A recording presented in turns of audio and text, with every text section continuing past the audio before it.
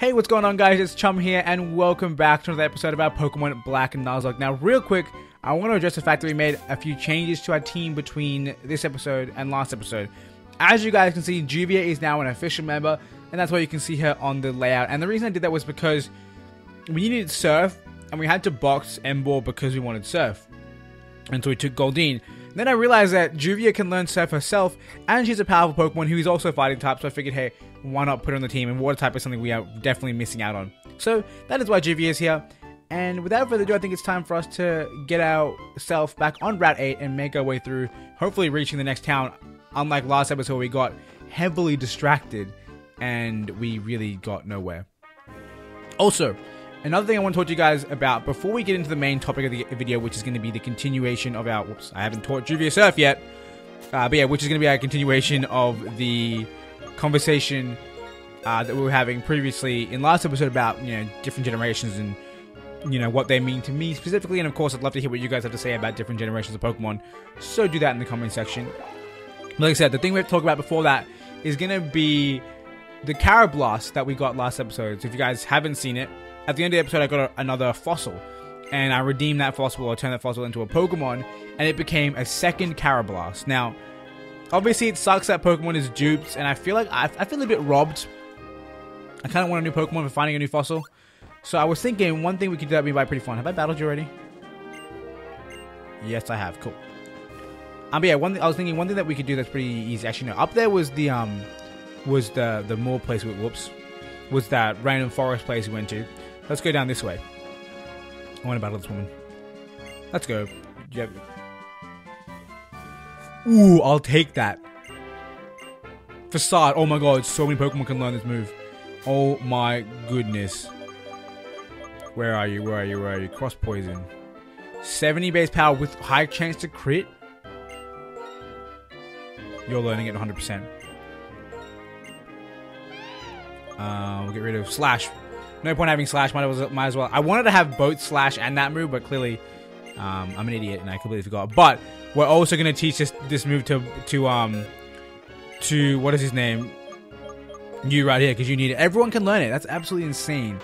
And it's such a powerful move. Now, we never really use this move. We don't even use Bite ever either. We have two dedicated Dark types. We don't need Bite on this Pokemon. It's fine. I do want to keep Confuse Ray because it can come in clutch sometimes, especially when we're as fast as we are. So I guess we'll leave it at that for now, and we'll get back to the conversation we were having before about good old, what do you call it? That chick didn't battle me. What the hell? Okay, she is gonna battle me. I just have to talk to her. But yeah, about that Carablast, I kind of don't want to feel like I got a fossil, I got a Pokemon, and then didn't get anything out of it. So what I'm thinking is we could do like a fun little rule that allows me to catch an extra Pokemon. And I was thinking one fun thing we could do is make it so that if I fail to catch a Pokemon on one of the future routes, then I can say to myself, hey, I'm going to cash in that Carablast as a token, which will allow me to have a second chance at an encounter on that route. So let's say I run into a Suicune real quick. Let's actually progress with this battle. But yeah, let's say I run into like a Suicune or something. And what do you call it? I run into a Suicune and I'm like, oh, I failed to catch it, but I want another chance at it. Then I can redeem my Carablast as that token, trade it in for a second chance at another Pokemon on the route. And the reason I say another Pokemon on the route is I'm not going to allow myself to keep running through the grass or whatever until I find the specific Pokemon I found first. It's literally just going to be, hey, I have another chance to roll the grass, see what Pokemon it gives me, and whatever that Pokemon is, it's an extra encounter. And of course, I don't want to be kind of cheeky doodles and find the encounter, then say I'm redeeming the token. So in order for me to redeem the Carablast token, as I call it, I have to, what do you call it?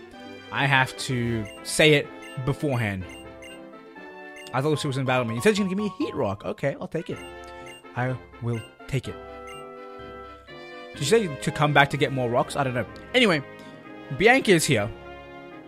So we're going to have to put the Pokemon Generations conversation on hold for now. Chum! Yo, the music change. The music change. As I've been traveling lately, I've been thinking about things. Things like what I can do with my life and what I want to do, but I'm thinking about how cool it would be to be a model like Elisa. And then how cool it would be to research on Pokemon like Professor Juniper. If that's what I want to do, I'm going to have to know a lot about Pokemon. So, would you battle me, please? Bianca, now is not the time. Or should I say pie? It is not the pie time. Pie time? Yeah, like 3:14, it's pie time, because 3.14. Math. Crocodile. Oh, I'm pretty sure that's illegal, Bianca. You should know. If you're going to research Pokemon, you should know that this is an illegal crocodile. There's no way you can get a level 38 crocodile. I'm pretty sure it evolves at 40. I could be wrong, though. I kind of hope I am wrong, because if I am wrong, that means that I'm going to get a crocodile in one level. And we one-shot it, so what does it matter? I don't care about your illegal Pokemon. They mean nothing to me. Yo, Juvia gained mad experience. Poliwrath. I might have to stay in here. I mean, I have Yagami and Starscream as options as well, but Mojo Jojo is the lowest level, so we'll let him stay in and let him have some fun. Anyway, I think we're in a 40. What? Why am I under-leveled? I don't understand. Wow, that didn't kill? Mojo Jojo, you nimble little monkey. I love it. Anyway, back to the talking generation. So, even though we're playing Gen 5 now, I'm pretty sure the last episode we left off at Gen 4. So, to give you a quick recap, just before Gen 4 came out, I kind of was on my low point with my love for Pokemon. Like, I still loved Pokemon Ruby, Sapphire, and Emerald, but I just kind of didn't play them as much as I used to play the other games, right? They weren't like the only game on my roster of things that I played. I started branching out and playing other different games of other genres. But then Diamond Pearl came out, and then obviously Platinum later on. And once I actually got my hands on those games and started playing them, I absolutely loved them. Like, everything about them. The graphics are beautiful, the storyline's really cool, with the whole space and the whole time thing. I really liked all the different encounters with Team Plasma. I love the mini legendaries like Mesprit, Uxie, and Azelf, and the starters. And don't even get me started. What's with all the Pokemon weak to this man? I'm just gonna switch out because I'm scared. I'm scared for his safety. We're going into Yagami. But yeah, I absolutely love Piplup and its evolution line. I love Turtwig and its evolution line. I love Chimchar and its evolution line. I literally love every single one of those beautiful Pokemon. And like, honestly, Torterra is one of my favorite Pokemon of all time. Like, it's such a beautiful creature. I still remember back in the day when I used to play Pokemon Battle Revolution. If you guys know that game, I believe it was on the Wii, just the plain old Wii. Yeah, it was. And basically, in that game, what you did was it was like a battle simulator similar to Pokemon Stadium I was talking about last episode, but more so dedicated to battles. There were less mini games and stuff like that. And in that game, I remember I used to run Torterra and Charizard as a team. And then I had like Charizard use Heat Wave and Torterra use Earthquake, and they were always just obliterating everything in double battles. It was a fun time. Okay, for Thunder Punch, don't want to waste our... why does this woman have so many Bulbasaurs? Like, can she just calm down? But yeah, I don't want to waste my Electro Ball, so let's go for Thunder Punch. I think it should do a good amount anyway. Yep, does good enough. I guess that's what happens when you don't add speed. God damn, you stop with the protect. Cease with the protection. Taunt, of course. I'm actually not complaining, because if she didn't protect, Taunt wouldn't have worn off and she wouldn't have gone for Taunt, so we're fine. But yeah, Generation 4 was such a fun time for me, and I absolutely loved playing Gen 4. And it was in Gen 4 that I learned about stuff like EVs, and, you know, I kind of got more in depth about training Pokemon and making them the strongest they can be. So the reason I learned about EVs was because when I was battling my friends, I realized that my Torterra was a lot faster than everyone expected. Not only them, but even faster than I expected. Obviously, Torterra is a big, chunky Pokemon. He's pretty slow. And so I was like, why is my Torterra this fast? And in that game, I found out it was because I had trained my Torterra up against Floatzel all the time.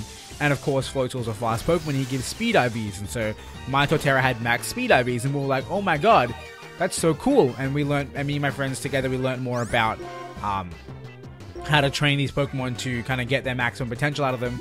And it was just a really fun time. And like, Generation 4 was, like I said in the last episode again, the first game that I really took the post-game seriously. Like, pretty much every other generation, I would play the game, I'd finish the game, I'd catch some Pokemon, I'd restart the game, and I'd play the game again. But in Generation 4, I always stuck on my save. So, on my Pearl copy of the game, I played through the game, I got to the end, and I kept playing, and I did the post-game Battle Tower-like stuff, and all that sort of fun stuff. That was kind of what I did, right? I played that, instead of just restarting. And then when I got, that did a lot of damage. Oh my lord, I guess it was flailing, it was on low health, but too much comfort. But yeah,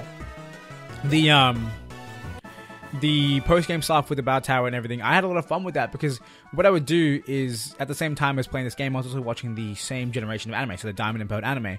And whenever I saw a really cool Pokemon show up in the anime, I was like, bro, I kind of want to have one of these for myself. So I'd go catch one, I'd train one up, and I'd use it in the tower. And it was just a lot of fun to kind of keep cycling on different Pokemon and play through it. And then when the time came for me to get Platinum, that became, you know, my main game. And I would restart Pearl whenever I felt like playing the story again. But my Platinum copy is on the original save file that I had from when I first got it. I have never reset that game, not even once. Even after transferring my Pokemon up generations. Anyway, back to this conversation with Bianca. Yep, Chum, you're amazing. I'm really impressed. And that makes me want to give this to you. What's it going to be? A full restore. I thought you used all of yours. Clearly you must have kept one just for me. Thank you very much. What is she doing? Bowing to me? Bowing away from me?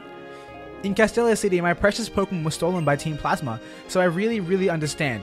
If Team Plasma forces everyone to liberate their Pokemon, there will be nothing but sad people. Chum, stop Team Plasma. Don't allow Pokemon to be stolen from trainers who love them. I think that's the truth or ideal that you're pursuing, Chum. Oh dear, I'm here. Here I've come all this way, and I'm afraid I'm bothering you when you're going through so much. All I want to do is help you relax, Chum. Knowing you, you'll be fine. Definitely. You'll totally be fine. I guarantee it. Wow, she's very sure in us, and I like that. I'm glad. Anyway, you know what I mean. So, bye-bye. And that's the end of that chapter. So, back to our conversation. That's about it, I reckon, for Gen 4. So we can start talking about Gen 5. Now, when Gen 5 came around, it was again another time in which I wasn't, like, super obsessed with Pokemon. Like, I still love Pokemon, don't get me wrong, but I just wasn't super keen on these games. In fact, I don't even think I bought a copy of this game for the longest time. I don't think I own a physical copy of Pokemon Black or White. Or at least if I do, it's like a pre-owned one that I never really used. Can I get an encounter here? Because it's a new place. It's so long and it takes so long for me to get across. Let me talk to you, woman. I see you over there, Ghetsis. Woman! Woman! Is this her line or is that her line? Where is she? Is she coming back? Is she coming back? Yes, success. Yo, calm mind. Who can learn this? Who would want to learn this? Flame Chop. You know who'd want to learn this? You know who'd want to learn this? Victini. Triggered. Anyway, like I said, it was again another time that I didn't play too much Pokemon. And so, when the games came around, I didn't really pick it up at first. I wasn't too impressed. Like, sure, the game has incredible cutscenes and everything, but I wasn't too impressed, and I didn't really bother picking it up. And again, this game was one of the ones that was heavily based around being able to play multiplayer. And like I said last episode, my DS just did not want to connect to the internet, so it just decided to have a fit. It was really annoying. And so I didn't really play this generation too much. Either way, we'll continue this conversation after this conversation on screen. Ghetsis, we have brought the one you wanted. Excellent. It seems that you have attained the Lightstone. I congratulate you on a job well done. It is my Lord N's thought that the two holders of the legendary Pokemon should put their beliefs on the line and strive to find which is the true hero. This is not necessary, however. From his infancy, I provided him with the education required to become the hero of legend. Indeed, he has been so acknowledged by the legendary Pokemon, such purity of purpose is his. The liberation of Pokemon of which Team Plasma speaks is the separation of Pokemon from foolish people. That's the truth. All trainers will become helpless to resist us. We alone will be able to use Pokemon. The preparations are complete. When my perfect plan is set in motion, first, a few gullible Pokemon trainers who are unable to resist Team Plasma will release their Pokemon. Then, that number will become 100, then 1,000. In no time, even the gym leaders and champion will become unable to fight us. Having a Pokemon will be considered a bad thing. Even people like the sad little Bianca, whose Pokemon was stolen in Castelia, will be unable to face public opinion and will release their Pokemon. That's the kind of world we'll make. You may have the stone, but there's no chance whatsoever that the legendary Pokemon will accept you as the hero. So if you're not willing to hand over your precious Pokemon, I suggest you search for some courage, because you're going to need it. Bro, I have so much courage that I can't fit it in my backpack, and that has unlimited storage. So, I'm tired of Ghetsis' big talk. I want none of it. Phew, I tried a little too hard. I bought way too much in the shopping mall. I don't know why I'm reading that. I don't know why I'm reading that. Route 9? Route 9?! That's a new encounter time. Don't you dare. The pitcher throws his first pitch. Is this going to be Fling? Yep. It wouldn't make sense if it was anything else. Battle me! Do you want to pass through here? Then you must greet me. Well, I did greet you. I said battle me. Anyway, that conversation kind of did work on my throat. Not going to lie. Did a little bit of work on my throat. But we're good. Anyway, back to the conversation about Gen 5. Like I said, I didn't play it all too much. Around the time that it came out, I did play. I think I was in like late. Why did I just seed bomb this thing? I don't have a brain. I have air slash or aerial ace for a reason, and I just seed bombed it. Anyway, I was like in high school at the time, so I did play the game, but I just didn't play it a bunch. And I remember way back when in one of my classes, me and my friends were actually having a battle. We both hid our DSs in our pencil cases and we were having a battle. And let's stay in. Dude, Mojo Jojo is the man of the hour, being able to take on everything that is thrown at us right now. But yeah. So we had a battle in class. So we were sitting in the back of class, DSs and pencil cases having a battle, and this was a battle that we had while we were making our way through the game. So like we had a team of like, you know, mid-level Pokemons, like level 30s or so. And I remember my friend's Pokemon, this is my friend Luke, I'm pretty sure I've talked about him at least a few times on the channel, so you guys should know of his existence. And I think he had like high level 20s and I had low level 20s. And so obviously I was the underdog here. But in the end I actually managed to beat him just by being, you know, the Pokemon master that I am. And when I won, when that final hit landed and I actually defeated his last Pokemon, I stood up, threw my hand in the air, was like, yes! And then everyone in the class turned around, looked at me, and the teacher looked at me like, what the hell are you talking about? And I was just like, oh, nothing, never mind. I just sat back down again. And it was the funniest, the absolute funniest thing. Okay, we need to heal up. But first, seed bomb the drill bell, and then you can heal yourself up because, you know, or we can just kill it. Nah, it's dangerous. It's not worth it. It's not worth the risk. Let's use the full restore, because it'll get me to full health. But yeah, that's kind of my one fun story of Generation 5, and I believe that was, I'm not sure if that was Pokemon Black, White, or if it was Black and White 2. I can't remember. But I just know that was a pretty funny Gen 5 story that I had. And I mean, like I said, I didn't play much Gen 5. Didn't really get into the meta, which is another Pokemon game that I picked up and played a little bit. But like I said, to this day, I don't think I still have a copy of a hard copy of Pokemon Black and White. I know I went and bought a copy of Black 2 a while back when I realized, you know, when they came out with the way to transfer Pokemon from Gen 4 to Gen 5 to Gen 6. And so I was like, oh, I want to do that. Or rather, they found out the way to transfer from Gen 5 to 6, so then I had to get my, I had to get Gen 5 to be able to put Gen 4 Pokemon on it, then to 6, and I was like, let's do it! Anyway, that is our fun story. Whoops, let's not use the bag again. Actually, no, let's use the bag. Because I have complete faith in Mojo Jojo, and we might as well get him to full health right now, instead of having to do it outside of the battle. But yeah, I think that's about everything for Gen 5. If you roll over to Gen 6, there is a lot to say. Like, when I first saw the trailers for Gen 6 and the 3D Pokemon sprites, I absolutely lost my mind. Like, it was amazing. Like, going from these pixelated moving creatures to actual 3D sprites was so cool. Absolutely the funnest thing to see. And I was so excited when those games were revealed. And of course, because there was a hardware jump from, you know, DS to 3DS, of course, this giant step up was, you know, something that was going to be possible and or expected. And oh, it was the funnest thing. This man's eyes just disappeared. If I win, give me a Pokemon. No, thank you. Not at all. That's never going to happen. But yeah. Another thing about Generation 6 that I really loved is because at the time I was in uni. I believe I was in first year or second year. I can't remember. It doesn't matter. I think it was in first year. And I remember when the game came out around October, which is towards the end of the semester. Was it October or September? I don't know. It was towards the end of the semester the game came out.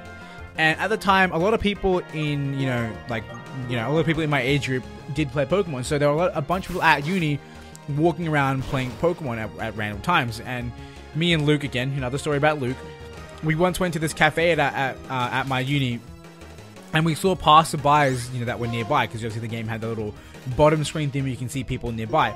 And so we went and found out who those people were and asked them if they wanted to battle us. And we then had this really, really fun double battle. And it was, again, a similar situation where we were, like, basically mid-30s. So we all had, Charmeleons and Frogadiers rather than Charizards and Greninjas. And I don't know, to me, it was such a fun experience to have a battle like that. I really enjoyed it. Let's go to Juvia. Let's get Juvia a battle in here. I think she'll be fine against this Pokemon. And she has Surf, which can run it through with super effective damage. And yeah, it was a really, really fun time. And it was in Generation 6 that I started watching battle videos. And I think the person I started watching first was Shofu, actually. I'm pretty certain I started watching Shofu. And I went and looked up his battles. And I just watched him battle. And I kind of learned a little bit more as I went through. And I learned more stuff about like training Pokemon. So it's in Generation 6 that I learned about IVs and how you breed them to give them their maximum potential, and then you train them with EVs to make them the strongest Pokemon they can be. It was Generation 6 where I learned this, put it into practice, and became what I consider to be a relatively competitive battler. And then from there, I got to, I guess meet, or I guess I heard about or found new Pokemon YouTubers. So I found out about PokeMD, another YouTuber that I really love. I don't watch his videos a lot, but I still love him. I think he's a great guy. And so obviously, like I said, through Shofu, I guess quote unquote, I met, or I found Pokemon. And then it was through Pokemon that I found Shady Penguin, who to this day is one of my favorite YouTubers. If you can't tell, I tend to really like a lot of things that Shady Penguin likes and or uploads, because I like watching his videos and he gets me into different things. Like, you guys saw the other day I did it. I'm all kinds of upset. But whatever. It is what it is. This is our first encounter, in case you guys couldn't tell. I'm disappointed because it's a Plusle. Or mine. Wait, do I have a Plusle? It's all the same Pokemon though. Doesn't count. Doesn't count. Can we not pro play me? That'd be nice. Could you just get Yagami in here? Chum. That means I should be going for that a punch. It just copied its own move. It just copied its own move. Don't Electro Ball me. I'm Electro Balling you. Anyway. Yeah, so again, that's how I found out about Shady Penguin, and then King Nappy, Game Boy Luke, all these other different Pokemon YouTubers. Whoa, oh my god. Let's not kill the Pokemon we're trying to catch right now. Can we not? But yeah, that's how I found out a bunch of Pokemon YouTubers, and the more I watched these, YouTubers play Pokemon, the more I really enjoyed it. And not only as a thing to watch, but also it seemed like such a fun thing to do. And so, I mean, fast forward a few years, me kind of actually building myself up and saying, hey, I can totally make Pokemon YouTube videos. Here I am, making Pokemon YouTube videos and having a lot of fun doing it, and it's great. Anyway, we have mine and the cheering Pokemon. It cheers on friends. If its friends are losing, its body lets off more and more sparks. Interesting. Interesting. Now, Minen, what am I going to call you? I'm going to give you the most garbage nickname ever. Literally the worst nickname ever.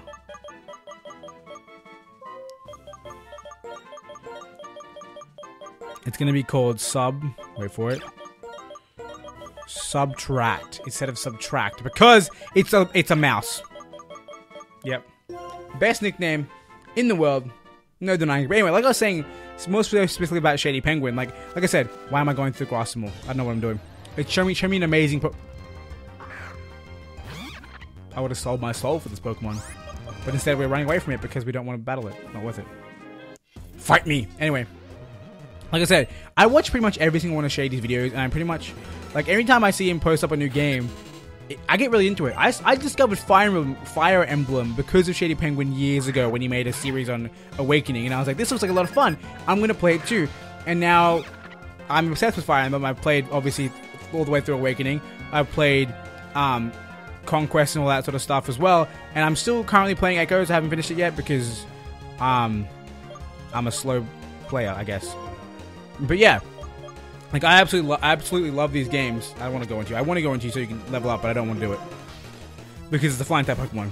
But yeah, like, and that's kind of, you can kind of tell in the videos that I make the way that I trend. Like, if you guys saw a few days ago, I made a video on Yu-Gi-Oh! Duel Links. And if you guys also follow Shady Penguin, you know that, what do you call it? Duel Links is something that he does on his channel. And he's the one who introduced me to Duel Links so many months ago. Like, he started playing it, and I had my friends tell me about it, but I wasn't convinced it was going to be that good. Until I saw Shady Penguin's videos, and I was like, this actually looks fun. Download it for myself, and I'm addicted. I play it way too much. Honestly, way too much. It's absolutely insane. But that's it, you know, like, I think Shady Penguin, in terms of a YouTuber, has been the most influential on me, just because he's the one who inspired me more so than anyone to actually want to make my own channel. And I really enjoy it. Like, some of the stuff in his videos are absolutely hilarious, and I love it. He looks like he's having a lot of fun when he does make videos. You know, when he's not feeling pressure to make something that he doesn't want to make. When he's just making something he wants to make, he looks like he's having so much fun, and so am I. And yeah, that's kind of where it all comes from. Anyway, we're getting towards the end of the episode, so we might wrap this up once we make it into town. We haven't really done too much. We've talked about a lot of stuff, and I guess we'll talk about Generation 7 later, but we probably don't need to, because you guys will have witnessed my Generation 7 experience throughout YouTube. So maybe we don't have to talk about it. But like I said, Generation 6 is where... Oh, no. I don't care about you, older. We're going to finish this conversation. Generation 6 is where a lot of stuff happened. Like I said, I learned about competitive battling and IVs. I got into the Pokemon community in terms of YouTube. Started watching so many people. And in the end, doing all that made me want to make my own channel. Inspired me to make my own channel. And that's where we are today with me making Pokemon YouTube videos of all different sorts of stuff. Obviously, playing Gen 5 again. You know, we have lots of Battle Sport videos. We played a bunch of Pokemon X and Y. We played a bunch of Sun and Moon. Like Generation 1, where I started. Generation 4, where I got, like, where my love was reinvigorated. And Generation 6, where I was inspired to make a YouTube channel. Those are the generations that will always stick out to me as, like, my favorite generations. Anyway, enough talk of generations. We're going to talk to Alder, and then we're going to wrap up this episode. So, hello, Chum. This way. What is going on? Ghetsis, what a liar. Desperately trying to con everyone with his speech. I can't do this again. That's correct. Our Lord N has combined his power with the legendary Dragon-type Pokemon and intends to create a new world. We herald the return of a hero of Unova, founder of this region. Pokemon are different from people. They are living beings who contain unknown potential. They are living beings from whom we humans have much to learn. They are beings whose greatness we should acknowledge. Beings who should be freed from our oppression. Freed Pokemon. We, Team Plasma, invite you to join us. We all want to create a new world where people and Pokemon are both free. Ladies and gentlemen, I ask you now, please release your Pokemon. And so I end my plea to you today. Thank you one and all for your attention. That was quick, and I'm glad it was quick. Thank you very much, Ghetsis. Thank you for leaving with haste. This man has the hardest job of them all. They all stopped the waiter while he had to move around and reform. Is it true? Have we been making Pokemon suffer? Maybe we should release our Pokemon like Team Plasma says. No way! Without Pokemon, I'd be lonely and sad. And everyone just disbands. I want to end this episode. Can we please stop? What was that speech about? That speech was off the charts strange. The corporation of people and Pokemon is how Unova came to exist to begin with. If a Pokemon really didn't want anything to do with humans, it would simply leave. Capturing a Pokemon in a ball doesn't mean that you've captured its heart. Alder, let's go, Chum. I just read his name out instead of just reading his text. It's been a while, Iris and Drayden. Oh, Mr. Alder, and the guy who helped me out that time. What's wrong? What does the wandering champion who left the Pokemon League from us need from us? Briefly, my request is this. Tell us about the legendary Dragon-type Pokemon. Are you talking about Zekrom or Reshiram? What's the sudden interest? Moments ago, a troublemaker known as Ghetsis was here. He said a trainer named N has reawakened Zekrom. Did I accidentally use the Drayden voice for Iris? That would have been funny. Yes. Oh no! Rainbow 6 notification! Can you not? Go away, you play. Get out of here. That trainer called N apparently told Chum to search for the... Damn it, I clicked off the game and now the game's having a seizure because I can't click on it.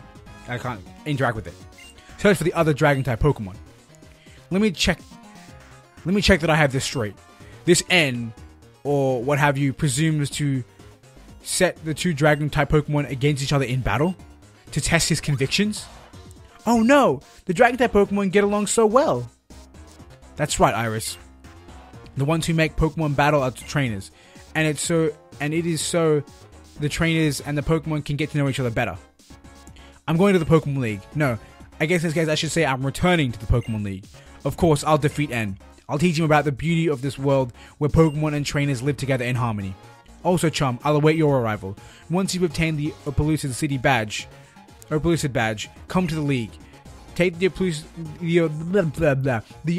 City gym leader is tough. Take care. Farewell. I'm counting on you, Drayden and Iris. I always go over time. It's tilting. Oh, he's gone. Is he okay? He looks kind of scary. Don't worry, Iris. He's the strongest trainer in all of Unova. Well, Chum, is it? Come to my home? As Order asks, I'll tell you everything I can about the legendary dragon-type Pokemon. Iris, child, please show the way. You bet. If it's Opelucid City, I can take you anywhere. As for the story of Zekrom and Reshiram, we'll tell you all we know about it. This way. My voice can't handle all this. This way. Oh good, you're pissed off and I can do what I want. Thank you very much. Let's heal our Pokemon and call it an episode. So, I blanked then for a second. Anyway, like I said, we're calling it an episode. I hope you guys enjoyed. If you did, make sure you hit that like button. And really quickly, before I finish the rest of the outro, I want to ask you guys, this isn't going to be the common question of the day.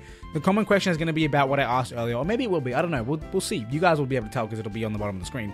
But which Pokemon YouTuber is your favorite or has inspired you the most? Like I said, Shady Penguin is one of my favorite Pokemon YouTubers, probably my favorite Pokemon YouTuber, even though he doesn't play much Pokemon anymore, but he is now, which is a weird statement. Anyway, and of course, like I said, he is the one who inspired me the most to start my own channel. So like I said, let me know who your favorite is and who inspired you the most. I'd really, really love to know. And of course, it doesn't have to be a Pokemon YouTuber. It can be anyone. Just let me know. I'd like to know what you guys think or what YouTubers are your favorites. Either way, like I said, I want to thank you guys for watching. Hope you guys enjoyed. Make sure, like I said, leave a comment down below with your comment question and everything. Make sure that you subscribe so that you can see the next video when it comes out. And of course, if you hit that bell icon, you can get notified when it does come out and watch it right away. And finally, I want to thank you for watching. And until next time, I hope you guys have a wonderful day.